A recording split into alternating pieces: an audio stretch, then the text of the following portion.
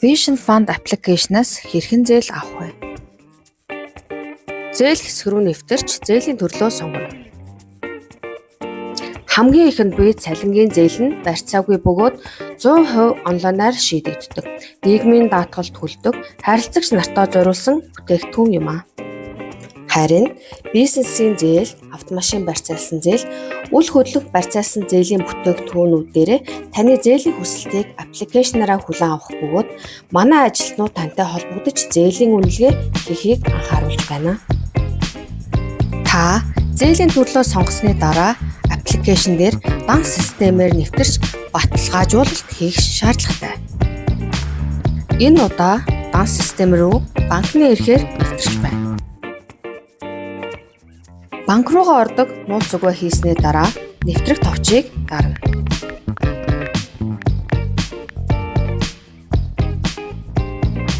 Үүний дараа баталгаажуулалтыг зөвшөөрөх хэсгийг асуусан нүүр хуудас гарч ирнэ. Зөвшөөрөх товчийг дарснаар таны үйлчилгээ авах хүсэлт баталгаажиж байна гэсэн үг юм. Ингээд та өөр тохирсон зээлийн бүтээгдэхүүнээ сонгож авах боломжтой боллоо. Тайлбар хэсэгтээ танилцсаны дараа 1-р хүсэж байгаа зээлийн хэмжээ, 2-р төлж дуусах хугацааг сараар нь, 3-р зээлийн төлөлт хийх өдрөө сонгож хүсэлт илгээх товчон дээр дарна. Та зээл авах бүртээ зээлийн лавлгааны 1500 төгрөгийг төлөхийг зөвшөөрсөн дөрвөлжинг чагтлах шаардлагатай. Үргэлжлүүлэх товчон дээр даран нууц дөрвөн оронтой тоогоо хийж шилжүүлгээ хийнэ.